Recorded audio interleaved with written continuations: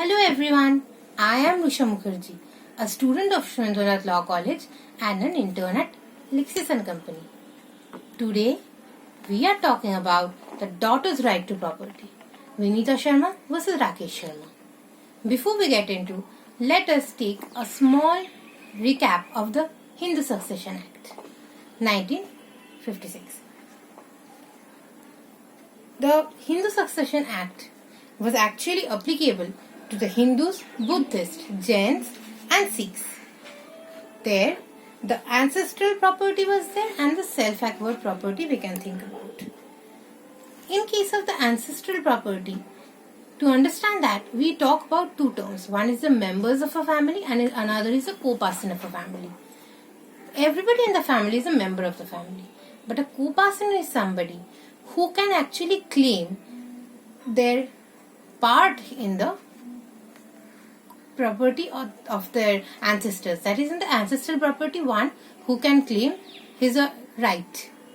But according to that act, according to the act as it was in this commencement, the members, all the members were not co-personers. Only the members who were male were co-personers. The rest, widow, wife, or the daughters were not co-personers. In a short, we can say that the lineal descendants of the property holder was only the co-personers, and that also 3 generations from the property holder.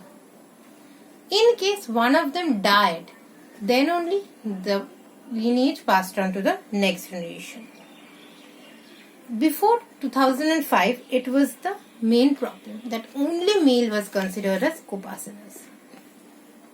Normally, regarding the property of self-acquired property and the ancestral property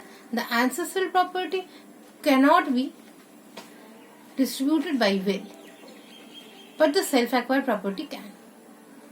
The property or the ancestral property in the earlier act was actually, before the 2005 amendment, was actually devolving upon the 3 generations from the property holder, and it was actually working on the survivorship rule.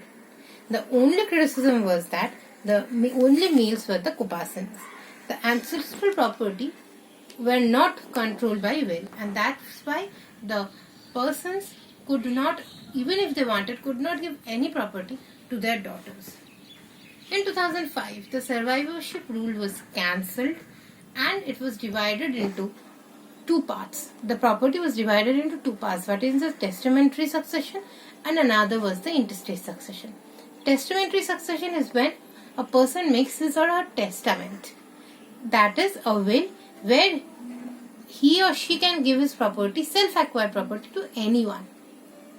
His daughter, son, family, or anyone apart from that, any outsider also. But in intestate property, it cannot be done. Intestate property, the property would devolve on the family, on the co-personers. For this purpose, class 1 to 4 had been mentioned, and class 1 included daughter, son, wife, or the widow actually. And from this we can understand that here the daughters were also the co-personers, that too by birth, and were equal to the son, and they had the equal liability towards the property. It was being enforced on 9 September 2005. Now here comes the problem.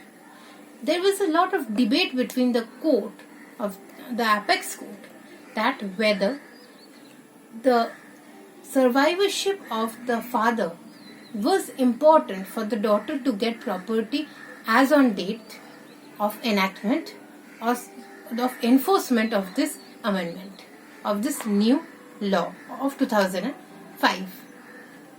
The question was whether it was important for the father to be alive on 9 September 2005 for the daughter to inherit property. For that, the first case was Prakash versus Phulwati. That was in 2016.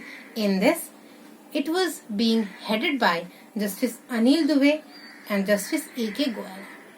Here it was told that the father's living is a very important criteria for the daughter to get property. Then we come 2 years later. It was in Dhanamma versus Amar in 2018, which was headed by Justice A.K. Sikri and Justice Ashok Bhushan. Here it was told that no, the father, even if died in 2001 or before 2005, then also the daughter would get the right. But now, the problem was there was a conflict in opinion in these two cases. In Fulvati case and in the Dhanamma case. And hence, now a 3-bench judge was made in the Supreme Court. And they were Justice Abdul Nazir, Justice Arun Mishra and Justice M.R. Shah. They were actually deciding upon this case. And it was the case of Vinita Sharma versus Rakesh Sharma that ultimately decided what should be the law regarding the daughter's rights.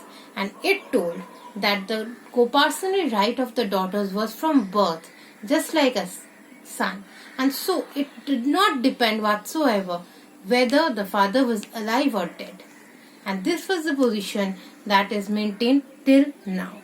So in very short we can say, before 1956, all the customary laws were followed.